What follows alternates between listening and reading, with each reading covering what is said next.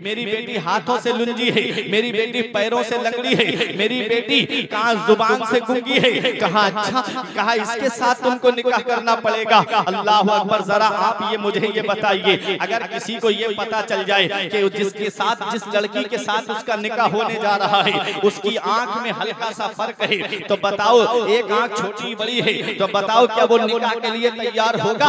पता चल जाए पैर से लंगड़ाती हुई चलती है, बताओ क्या वो लड़का निकाह के लिए तैयार होगा? अरे ऐसा मॉडल जिसके सामने रख दिया जाए वो तो हरगिज निकाह के लिए तैयार नहीं होगा। ये गौसे आजम के वालिद है, कहते हैं कि सेब वाला मामला आप दुनिया ही में माफ करेंगे, मैं इसका जवाब कयामत में नहीं दे पाऊंगा, मैं इसके लिए दूसरी शर्त भी मानने के लिए तैयार हूँ। आपका निकाह हो जाता है, अल्लाह अकबर, निकाह हो गया। जब आप अपने हुजरे अरूसी में पहुंचे, जब आप जैसे ही कमरे के अंदर पहुंचे, जैसे ही दरवाजे पे आपने कदम रखा, अंदर बैठी हुई दुल्हन उठ के खड़ी हो गई और आपको सलाम किया। आप हैरत में पड़ गए, कहा कि अगर ये पैरों से लंगड़ी होती तो ये मेरे इस्तिकबाल के लिए खड़ी ना होती, अगर इसके कान जो है वो सलामत नहीं होते तो मेरे सलाम का जवाब न सुनती, अगर इसकी जुबान सलामत न होती तो ये मेरे मुझको सलाम कैसे करती। आप समझ गए, हुजरे से फौरन वापस आए और आकर के शेख अबू सालेह मूसा जंगी दोस्त हजरत अब्दुल्ला सौमई के पास में आकर के कहते हैं, आपने मुझे कौन से कमरे में भेज दिया? जिस कमरे में मैं गया हूँ वहाँ तो बड़ी हसीनो जमील लड़की बैठी हुई है, उनके तो कान भी सलामत हैं, उनकी तो आंखें भी सलामत हैं, उनके तो हाथ भी सलामत हैं, उनके तो पैर भी सलामत हैं। तब बुजुर्ग ने कहा, बेटा मैंने जिस कमरे में तुझे भेजा है और जिस लड़की को तुमने अभी देखा है वही तुम्हारी बीवी है, वही तुम्हारी ज़ौजा है, वही तुम्हारी शरीक हयात है। कहा फिर वो बातें जो आपने मुझे बताई, कहा हाँ वो मैंने जो बातें तुम्हें बताई थी उसका मतलब मैं अब तुम्हें बताता हूँ। मैंने कहा मेरी बेटी पैरों से लंगड़ी है, इसका मतलब ये है कि आज तक मेरी बेटी ने अपने वालिद की इजाजत के बगैर कदम घर से बाहर नहीं निकाला है। मैंने अपनी बेटी के लिए ये कहा कि वो जुबान से गूंगी है, इसका मतलब ये है कि आज तक मेरी बेटी ने कभी झूठ नहीं बोला है, कभी कोई बेहुदा बात अपनी जुबान पे नहीं लाई है। मैंने कहा आंखों से अंधी है, इसका मतलब ये है कि आज तक मेरी बेटी ने किसी गैर महरम को नहीं देखा है। नजरगंज में रहने वालों, जब बाप की शान ये हो कि बाप एक सेब की खातिर कई साल तक बाप की रखवाली करे, और माँ की शान ये है जिसकी नमाज तहज्जुद भी ना छूटी हो, जिसने कभी किसी गैर महरम को भी ना देखा हो, जो कभी जुबान से झूठ भी ना बोली हो। ऐसे गुलशन में जो फूल खिलता है उसी फूल को दुनिया वाले गौसे आज़म के नाम से जानते हैं, उसी फूल को दुनिया वाले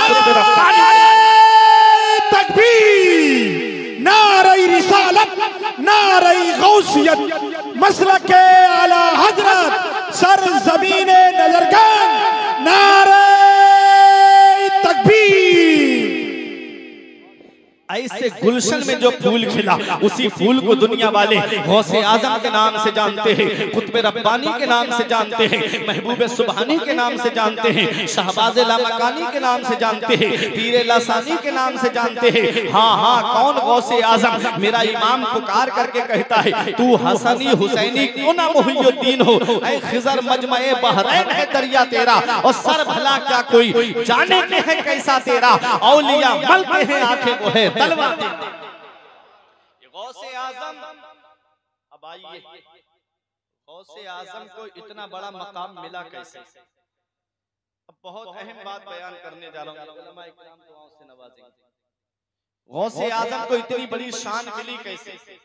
तो खुद मेरे गौसे पाक फरमाते हैं, दरस्तुल इल्म हत्ता सिरतु कुतुबा, मैंने इल्म हासिल किया, अल्लाह ने मुझे कुतुब बना दिया। मैंने इल्म हासिल किया, अल्लाह ने मुझे कुतुब बना दिया। पता चला सरदारी इल्म से मिलती है, बुलंद रुतबा इल्म से मिलता है, बुलंद मकाम इल्म से मिलता है, बुलंद शान इल्म से मिलती है, बुलंद अजमत इल्म से मिलती है। आज हमारा मुआशरा देखो, सेक्टर ब्यूरो की रिपोर्ट के मुताबिक 95% मुसलमान तालीम याफ्ता नहीं। अब गांव देहातों के अंदर जाकर के देखो, इल्ला माशाल्लाह वही चंद लोग। एक अफसोस तब होता है कि जब हम गैर मुस्लिमों की बस्ती से निकलते हैं रात में, मगरिब के बाद या इशा के बाद, तो उनके बच्चे हमको पढ़ते हुए मिलते हैं, और मुसलमानों की बस्ती से गुजरते हुए निकलो तो चंद नौजवानों की टोलियां बन करके वो मोबाइल चलाते हुए नजर आते हैं। फिर रोना रोया जाता है कि मुसलमान तबाह हो रहे हैं, मुसलमान परेशान हाल है। जब भी हम कहते हैं या अल्लाह मेरा हाल देख, हुक्म होता है अपना नामे आमाल देख। वो मुअज़्ज़ज़ थे जमाने में मुसलमान होकर, और हम ख्वार हुए तारिक कुरआन होकर। दरसे कुरआन अगर हमने भुलाया होता, ये जमाना न जमाने ने दिखाया होता।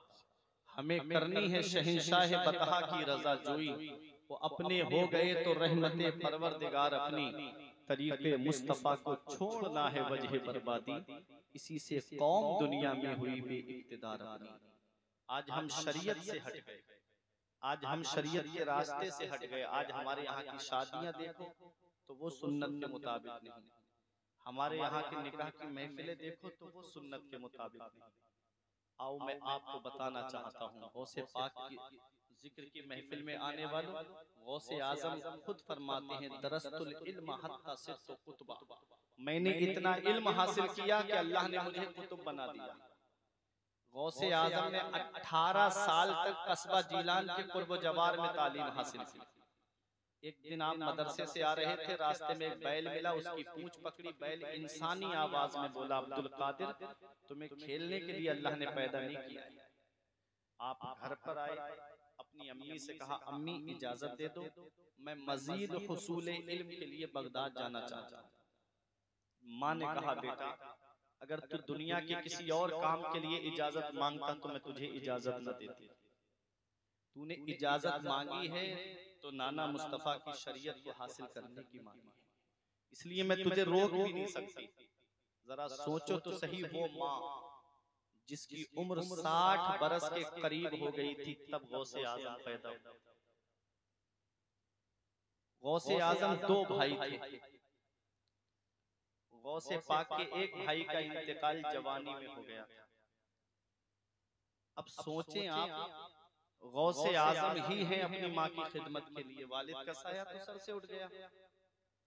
उस माँ की अजमत पे कुर्बान जाओ जिसने अपने लाल को बुढ़ापे की आड़ न बनाया, बल्कि इल्म दीन हासिल करने के लिए बगदाद भेज दिया। माँ भी जानती है हो सकता है मैं अपने बेटे को न देख सकूं, बेटा भी जानता है कि हो सकता है कि वो अपनी माँ को न देख सके, और हुआ भी ऐसा। गौसे आजम बगदाद में इल्म हासिल कर रहे थे और आपकी वालिदा का इधर इंतकाल हो गया। बेटे को बुढ़ापे की आड़ न बनाया गौसे आजम की वालिदा ने।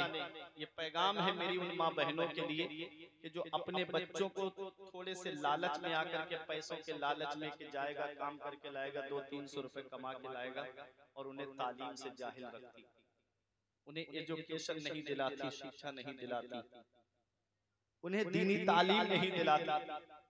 ये मेरे प्यारे मुसलमानों, ये एक पैगाम है गौसे आजम की वालिदा ने ये पैगाम दे दिया कि अपने सीने पर गुर्बत का पत्थर रख लेना, लेकिन कभी औलाद को अनपढ़ जाहिल मत रखना, बल्कि उनको इल्म दीन हासिल कराना। ये पहले की माएँ थी जो अपने बच्चों को मदरसा भेजती थी, पहले की माएँ थी जो अपने बच्चों को आलिम दीन के पास भेजती थी, पहले की माएँ थी जो अपने बच्चों को हाफिज कुरान के पास भेजती थी। आज हमारे बच्चे बोलने लगे, चलने फिरने लगे, तो आपस में बैठ के मियाँ बीवी बात करते हैं। वो कहती है कि मैं इसे इंजीनियर बनाऊंगी, वो कहता है नहीं मैं इसे प्रोफेसर बनाऊंगा। अलग अलग किस्म की बातें होती हैं। वो कहती है मैं हिंदी मीडियम स्कूल में भेजूंगी, वो कहता है मैं इंग्लिश मीडियम स्कूल में भेजूंगा इसको, ताकि मेरा बच्चा पढ़ लिख करके आला तालीम हासिल करके जो है वो ज्यादा से ज्यादा दौलत कमाए। बहुत कम माँ बाप ऐसे होते हैं जो ये सोचते हैं कि मेरा बच्चा मदरसे में चला जाए, हाफिज कुरान बन जाए, आलिम दीन बन जाए। बहुत कम लोग होते हैं ऐसी सोच रखने वाले। लेकिन इतना याद रखना, मैं मानता हूँ बेटा डॉक्टर बन गया, प्रोफेसर बन गया, मास्टर बन गया, इंजीनियर बन गया तो पैसे जरूर कमाएगा ज्यादा, लेकिन वो ताज तुम्हें नहीं दिला सकता जो एक आलिम दीन और एक हाफिज कुरान के माँ बाप को अल्लाह क़यामत में अता फरमाएगा। मेरे आका फरमाते हैं मन क़रा अल कुरान व अमिला बिमा फी यलबिसु वालिदाहु ताजन यौमल क़यामत दौउ अहसनु का दौउ शम्स, कि जो कुरान पढ़े और उस पर अमल करे अल्लाह ताला क़यामत के दिन उसके माँ बाप को ऐसा ताज अता फरमाएगा जिसकी रोशनी आसमान के चांद और सूरज से ज्यादा होगी। आज हम अपने बच्चों को मदरसा क्यों नहीं भेजते? इसलिए नहीं भेजते हैं कि हम सोचते हैं ना कि हमारा बच्चा मदरसे में पढ़ गया तो दो कामों में से एक काम करेगा, आलिम बन गया या हाफिज बन गया तो दो कामों में से एक काम करेगा, या तो किसी मस्जिद में इमामत करेगा या किसी मदरसे में बैठ करके पढ़ाएगा।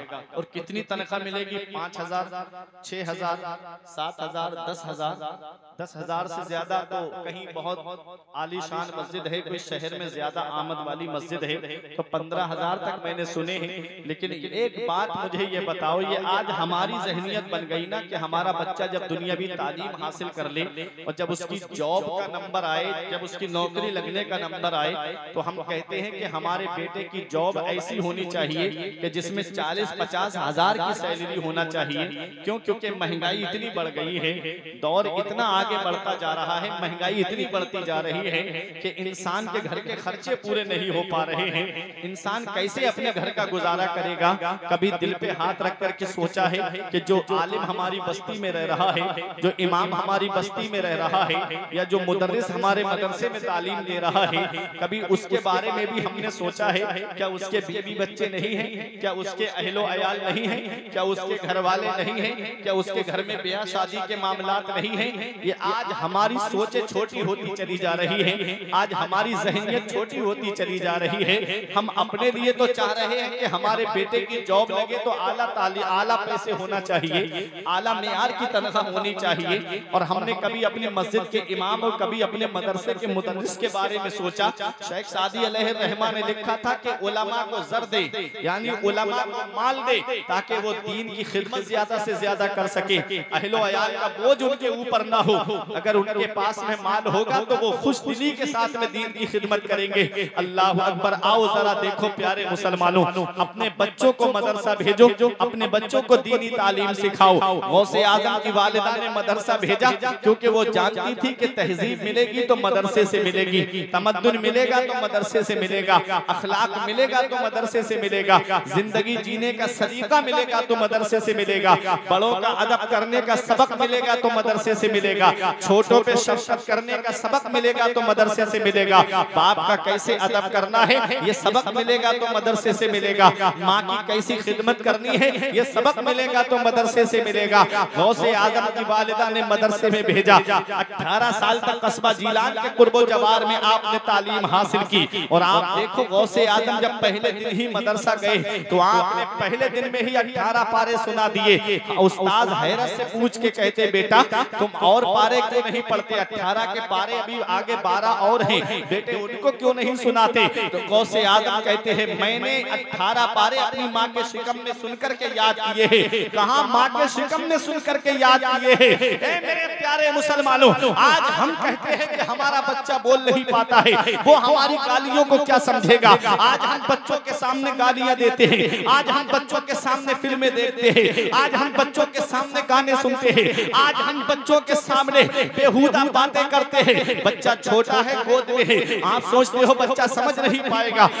याद रखना, जैसे ही हमल 120 दिन का हो जाता है, जब 4 महीने का हमल हो जाता है तो उसमें रूह डाल दी जाती है। 4 महीने का जब हमल माँ के पेट में होता है तो उसमें रूह डाल दी जाती है। तभी से बच्चे की समाज सुनना चालू हो जाता है। अब वो जैसी बातें सुनता जाता है उनको अपनी मेमोरी में अपलोड करता जाता है, उनको अपनी मेमोरी में सेव करता जाता है। अब आपको मैं मिसाल से समझा दूं, एक मोबाइल वो जिसके अंदर चिप लगती है, जिसके अंदर मेमोरी कार्ड पड़ता है, उस मेमोरी कार्ड को लेकर के आप किसी मोबाइल वाले की दुकान पर जाएं, अगर उसमें आप फिल्में अपलोड कराएंगे तो उसमें फिल्में आएंगी। अगर आप गाने अपलोड कराएंगे तो मोबाइल में गाने बजते हुए नजर आएंगे। अगर आप उसमें कुरान की तिलावत अपलोड कराएंगे तो कुरान की तिलावत आपको सुनाई देगी। अगर उसमें आप नाते अपलोड कराएंगे तो आप नाते सुनेंगे। अगर उसमें तकरीरें अपलोड कराएंगे तो वो तकरीरें आपको मोबाइल सुनाएगा।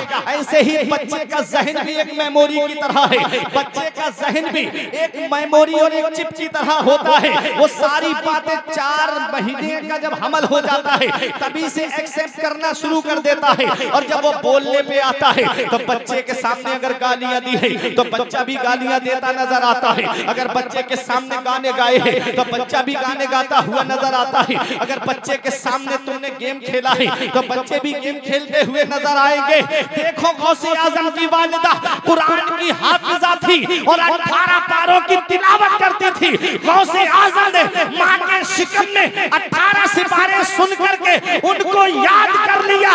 ये गौसे आजम की शान है, ये गौसे आजम की वालिदा की शान है। अब यही से पैगाम देता हूँ, अरे जब माँ कुरान पढ़ने वाली होती है तो बेटा भी कुरान पढ़ने वाला होता है। माँ जब नाते सुनने वाली होती है और नाते पढ़ने वाली होती है तो बेटा भी नाते पढ़ने वाला होता है। ऐ नजरगंज में रहने वालों, अरे जब माँ कुरान पढ़ने वाली फातिमा होती है तो बेटा नेज़े पे चढ़ के कुरान सुनाने वाला हुसैन होता है। नारे तकबीर, नारे रिसालत, नारे गौसियत, नारे हैदरी, नारे हैदरी, नारे तकबीर। तो ये है गौसे आजम की वालिदा। गौसे आजम 18 पारों के हाफिज पैदा हुए। अब आप सोचिए तो सही, जो पैदाइशी वली है, जो मादरजाद वली है, उसे इल्म हासिल करने की क्या जरूरत है। लेकिन कुर्बान जाओ गौसे आजम पर, आप इल्म हासिल करने के लिए बगदाद जाने के लिए अपनी वालिदा से इजाजत मांग रहे हैं। गौसे आजम की वालिदा ने अपने एहसानात नहीं गिनाए। गौसे आजम की वालिदा ने ये नहीं कहा बेटा अब तू मुझे बुढ़ापे में छोड़ करके जा रहा है, जब मुझे तेरी सपोर्ट की जरूरत है, जब मुझे तेरे सहारे की जरूरत है तो बेटा तू अब मुझे छोड़ करके जा रहा है। ये नहीं कहा गौसे आजम की वालिदा ने, और वो अपने एहसान गिनाए। क्यों? क्योंकि हमारे उलमा फरमाते हैं माँ के 3 एहसान ऐसे हैं औलाद के ऊपर कि अगर पूरी जिंदगी वो माँ की खिदमत करता रहे तब भी अपनी माँ के उन एहसानों का बदला नहीं चुका सकता। एक एहसान ये है माँ का कि वो 9 महीने अपने शिकम में रखती है, और फिर दूसरा एहसान ये है माँ का कि वो औलाद को जन्म देती है। कितनी परेशानियों का सामना करना पड़ता है एक माँ को जब औलाद माँ के शिकम में होती है, कितनी दिक्कतों का सामना करना पड़ता है, कितनी परेशानियों का सामना करना पड़ता है। आज मोबाइल चलाने वाली औलाद क्या जाने कि उसके माँ बाप ने उनके लिए कितनी कुर्बानियां पेश की है। आज जिस औलाद को मोबाइल चलाने से फुर्सत नहीं मिलती, जिन्हें आज व्हाट्सएप चलाने से फुर्सत नहीं मिलती, जिन्हें आज फेसबुक चलाने से फुर्सत नहीं मिलती, वो माँ बाप की कुर्बानियों को क्या जाने कि उनके बाप ने कितनी रातें उनके सरहाने बैठ करके गुजारी है, उनकी माँ ने कितनी बार गीले में सो करके इनको सूखे में सुलाया है। ये औलाद क्या जाने माँ बाप की कुर्बानियां, माँ बाप कितनी कुर्बानियां देते हैं अपनी औलाद की खातिर। आओ जरा देखो प्यारे मुसलमानों, माँ 9 महीने अपने शिकम में रखती है, कितनी परेशानियों का सामना करना पड़ता है। जो शादीशुदा अफराद हैं वो इस बात को बखूबी जानते हैं कि औरत को कितनी तकलीफों का सामना करना पड़ता है। कभी ऐसी हालत में सर में दर्द है, कभी जिस्म में सूजन आ जाती है, कभी पैरों में दर्द होता है, कभी कमर में दर्द होता है। कितनी परेशानियों का सामना करती है माँ अपनी औलाद को जन्म देने के लिए। और बाज औरतों का पैदाइश के वक्त में इंतकाल हो जाता है, लेकिन औरत जब बेटे को जन्म दे देती है, बच्चे को पैदा कर देती है, तो ऐसा लगता है उसे जैसे गोया नई जिंदगी मिली है। कितनी परेशानियों का सामना करती है ये माँ। और तीसरा एहसान माँ का ये है कि वो 2 साल तक अपना खूने जिगर इस औलाद को दूध की शक्ल में पिलाती है। इन माँ के इन 3 एहसानों का बदला अगर औलाद पूरी जिंदगी माँ की खिदमत करे तब भी इन एहसानों का बदला नहीं चुका सकती। एक सहाबी नबी की बारगाह में हाजिर हुए, या रसूल अल्लाह मैंने अपनी माँ को अपनी पुश्त पे सवार करके 3 मरतबा काबे का तवाफ कराया, या 7 मरतबा काबे का तवाफ कराया। या रसूल अल्लाह क्या मैंने अपनी माँ का हक अदा कर दिया? तो आका इरशाद फरमाते हैं तेरी पैदाइश के वक्त जो तेरी माँ को दर्द उठे थे और उस दर्द में तूने अपनी माँ के एक दर्द के एहसान का भी बदला नहीं चुकाया है। अल्लाह अकबर, पूरी जिंदगी के एहसानों के बदले की आप जरा सोचे तो सही। औलाद के लिए माँ बाप कितनी बड़ी अजीम नेमत है, लेकिन हम माँ बाप की अजमत को नहीं समझते, हम माँ बाप के मर्तबे को नहीं जानते, हम माँ बाप की शान को नहीं पहचानते। इसका पता हमें तब चलता है जब ये साए हमारे सर से उड़ जाते हैं। फिर चराग लेके भी ढूंढोगे तो माँ बाप जैसा प्यार करने वाली शख्सियतें नहीं मिलेंगी, माँ माँ बाप जैसी मोहब्बत करने वाली शख्सियतें नहीं मिलेगी। आज जिस दौर में हम जिंदगी गुजार रहे हैं ये मिलावटी दौर कहलाता है। इसमें आज हर चीज में आपको मिलावट मिलेगी। दूध में आपको मिलावट मिलेगी, घी में आपको मिलावट मिलेगी, शुगर में आपको मिलावट मिलेगी, सब्जियों में आपको मिलावट मिलेगी, तेल चीनी में आपको मिलावट मिलेगी, हर चीज में आपको मिलावट मिलेगी। इस मिलावटी दौर में अगर बगैर मिलावट के कोई चीज है तो वो माँ बाप की मोहब्बत है, जिसमें कोई मिलावट नहीं होती है, जो अपनी औलाद से सच्चे दिल से मोहब्बत किया गया।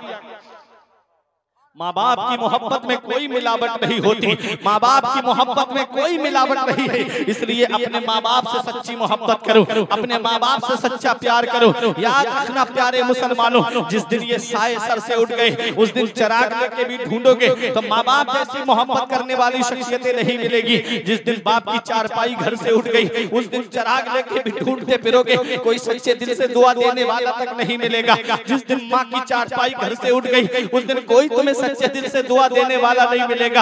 आज सच्चे दिल से अगर कोई हमें दुआ देता है तो वो हमारे बूढ़े माँ बाप है, जिनकी आज खांसी हमें अच्छी नहीं लग रही है, जिनका आज बोलना हमें अच्छा नहीं लग रहा है। वो अपनी औलाद से बेलौस मोहब्बत करते हैं, वो अपनी औलाद से सच्ची मोहब्बत करते हैं। अगर तुम चाहते हो दुनिया के हर मोड़ पे कामयाब हो जाओ तो इतनी जल्दी मेरी दुआ कबूल नहीं होगी, इतनी जल्दी किसी पीर की दुआ कबूल नहीं होगी, इतनी जल्दी किसी शायर की दुआ कबूल नहीं होगी, इतनी जल्दी किसी आलिम की दुआ कबूल नहीं होगी। जितनी जल्दी औलाद के हक में उसके माँ बाप की दुआ कबूल होती है। मेरे आका इरशाद फरमाते हैं माँ बाप औलाद के लिए दुआ कर दे तो अल्लाह तबारक व तआला उनकी दुआ को बनी इसराइल के नबियों के दर्जे में कबूल फरमाता है। नारे तकबीर, नारे रिसालत, नारे गौसियत, नारे गौसियत, मसलक आला हजरत अल्लामा मौलाना फुरकान रज़ा साहब मंजरी। नारे तकबीर। माँ बाप की दुआ से तकदीर बदल जाती है, माँ बाप की दुआ से किस्मत बदल जाती है, माँ बाप की दुआ से अल्लाह बुलंद रुतबे अता फरमाता है, माँ बाप की दुआ से अल्लाह बुलंद शाने अता फरमाता है। आप देखते नहीं हजरत बायजीद बुस्तामी का नाम आपने सुना होगा, कितने बड़े अल्लाह के वली हैं, अकाबिर औलिया किराम में जिनका शुमार होता है। इनको इतनी बड़ी अजमत कैसे मिली, इनको इतनी बड़ी शान कैसे मिली।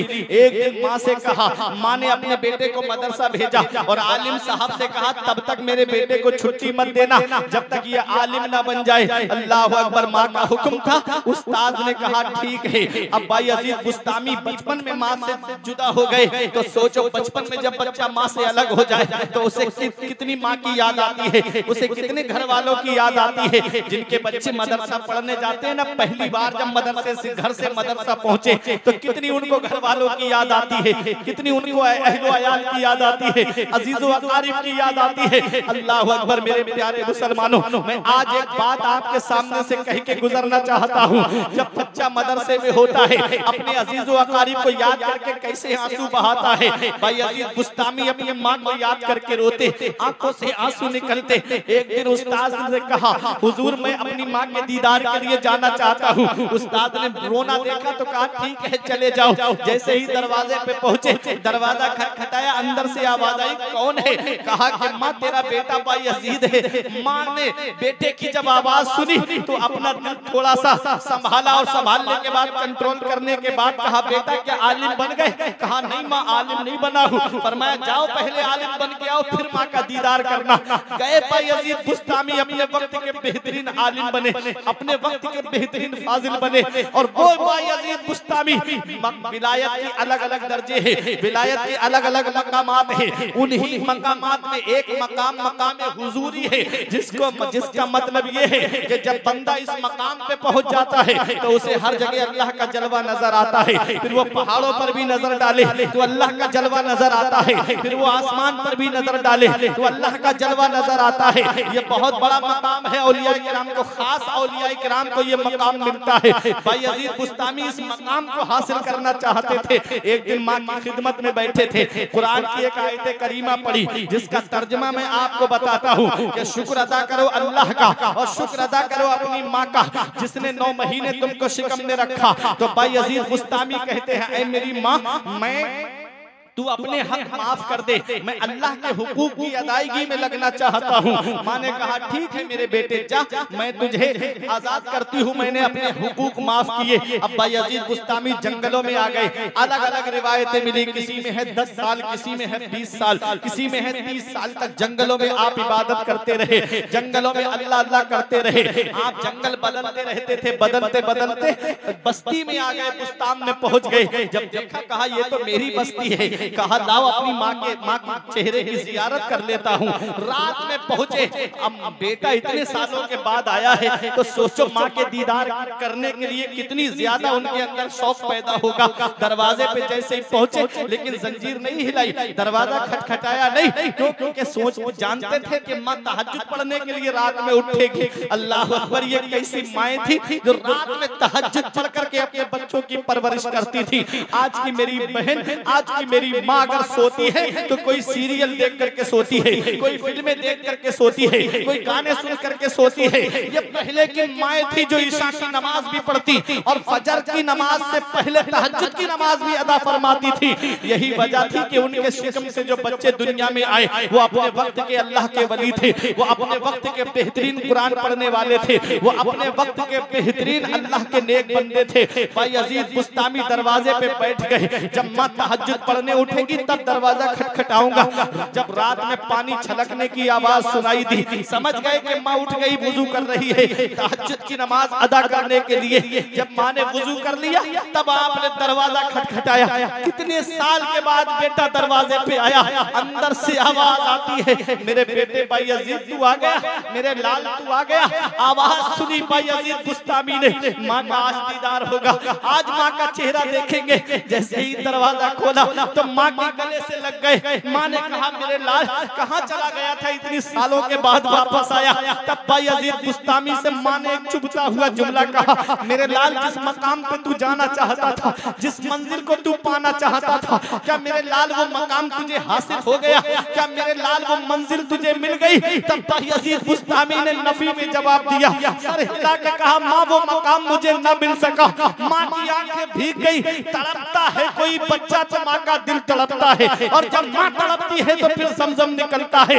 माँ की आंखें भीग गई, मुसल्ला बिछा के रब की बारगाह में अर्ज करती है, मौला मेरा बेटा बायजीद तुझे पाने के लिए कितनी मेहनतें कर रहा है। मौला जिस मकाम को मेरा बेटा पाना चाहता है, मौला उसे वो मकाम दे क्यों नहीं देता? मौला उसे वो मंजिल दे क्यों नहीं देता? बायजीद बुस्तामी कहते हैं माँ ने दुआ करके अपने हाथ चेहरे पर फेरे ही थे कि सारे पर्दे मेरे सामने से उठ गए, सारे हिजाबात मेरे सामने से उठ गए। जो मकाम मैं 30 साल में हासिल न कर सका, माँ की एक दुआ की वसीले से अल्लाह ताला ने वो मकाम मुझे अता फरमा दिया।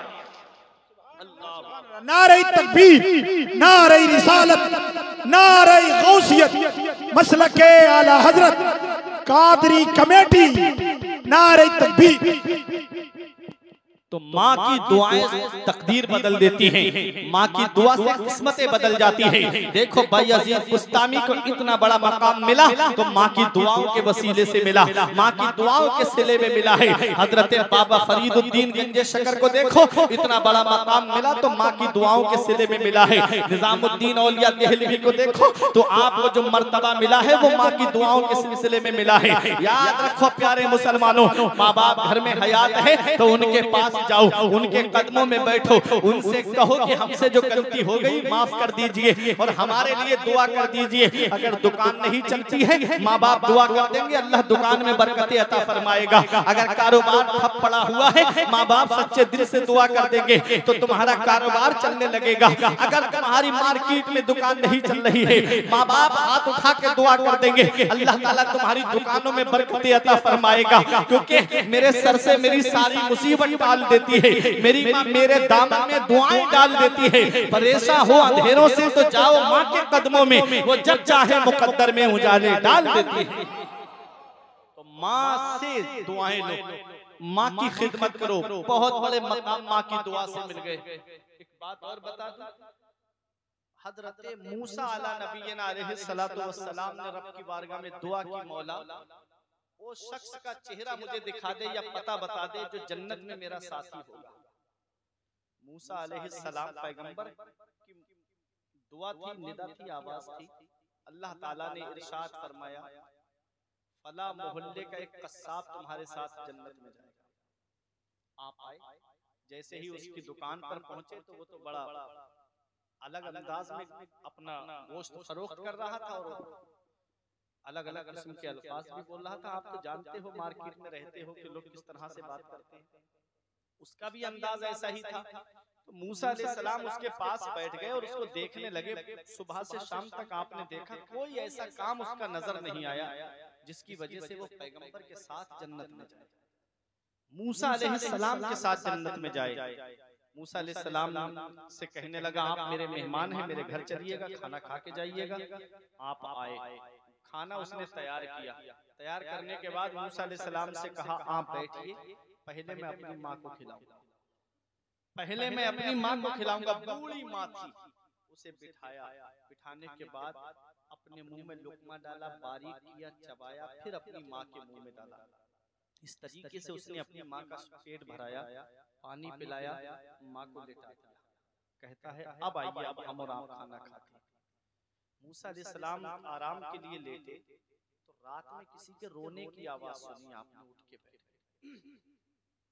उठ के बैठ गए मूसा अलैहिस्सलाम, कौन है रो रहा है? तो देखा बराबर वाली चारपाई पे वही बूढ़ी माँ अपना सर सजदे में रख के कह रही थी, मौला मेरा बेटा गुनाहगार है, मौला मेरा बेटा खताकार है, मौला मेरे बेटे के गुनाहों को मत देख, मौला मेरे बेटे की खताओं को मत देख, परवरदिगार वो मेरी खिदमत करता है, उसका सिला ये दे दे मौला, मेरे बेटे को जन्नत में मूसा का साथी बना दे, मेरे बेटे को मूसा का साथी बना दे।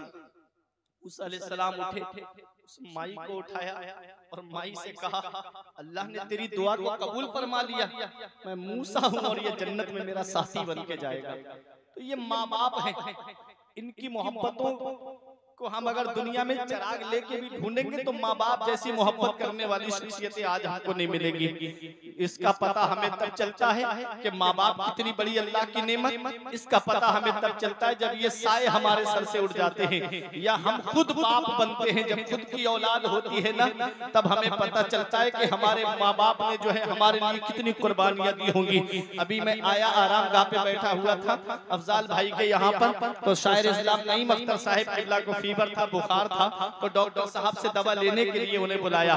तो मुझे ये देख करके याद आने लगा कि आज हमारी तबीयत खराब हो जाती है, हम डॉक्टरों के पास जाते हैं, डॉक्टरों से इलाज कराते हैं। कभी हमने ये सोचा आज हमारी औलाद बीमार पड़ जाए तो हम उसका इलाज कराते हैं, डॉक्टरों के पास घरों पे चक्कर लगाते हैं। अगर नजरगंज के डॉक्टर साहब से फायदा नहीं होता तो बहेड़ी लेके जाते हैं, बहेड़ी के डॉक्टरों से फायदा नहीं होता बरेली शरीफ लेके जाते हैं, वहाँ के डॉक्टर से फायदा नहीं होता कोई दिल्ली एम्स वगैरह में लेकर जाता है। कभी आपने ये सोचा है आज का दौर तो तरक्की याफ्ता दौर है, हर घर में आपको मोटरसाइकिल मिलेगी, अक्सर घरों में आपको कारें मिलेगी। पहले का दौर आप जरा इन बुजुर्गों से पूछो, 30-35 साल पीछे पलट के जाओ, किसी किसी के घर में साइकिल पाई जाती थी, किसी किसी के घर में मोटरसाइकिल, कई गांव इकट्ठे करते तो किसी एक के घर में कार मिलती आपको। उस दौर में जब हम बीमार पड़े थे तो हमारे माँ बाप हमको हाथों पे लेकर के कैसे डॉक्टरों के घरों में पहुंचे। माँ ने सर्दी में अपनी चादर अपनी औलाद को उड़ा दी, खुद तो भीगती रही, खुद तो सर्दी में ठिठुरती रही, लेकिन अपनी औलाद को सर्दी लगने नहीं दी। बाप के पैरों में चप्पल नहीं होती लेकिन अपनी औलाद को डॉक्टरों के पास लेकर गया।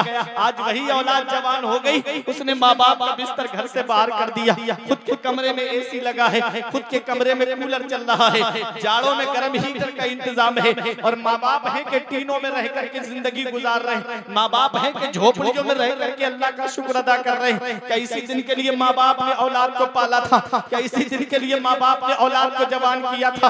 हम कौन सा मुंह लेके जाएंगे महबूबे दावर के सामने, कौन सा चेहरा लेकर जाएंगे शाफ़े महशर के सामने? कयामत के दिन हमारे नबी ने हमसे पूछ लिया, बुढ़ापे में माँ बाप की दौलत मिली थी, क्या करके आए हो? क्या जवाब दोगे? उनका बिस्तर घर से बाहर करके आए हैं? क्या कहोगे? उन्हें टीनों में रहने पे मजबूर करके आए हैं? क्या कहोगे? के गर्मी में वो हाथ वाले पंखे से हवा करते रहे और हम एसी में सोते रहे? ये जवाब दोगे जाकर के नबी की बारगाह में? याद रखना प्यारे मुसलमानों, मौलाना रूम फरमाते हैं पहली मोहब्बत है माँ बाप की जो दुनिया में बदला मांगती है। अगर तुमने अपने माँ बाप के साथ भलाई की तो तुम्हारी औलाद तुम्हारे साथ भलाई करेगी। अगर तुमने अपने माँ बाप के साथ भलाई नहीं की तो बुढ़ापे में ये उम्मीद लगाकर मत बैठना कि तुम्हारी औलाद तुम्हारा सहारा बन जाएगी। कुछ सजाएं ऐसी है जिनको अल्लाह ताला आखिरत के लिए मुअख्खर फरमा देता है, लेकिन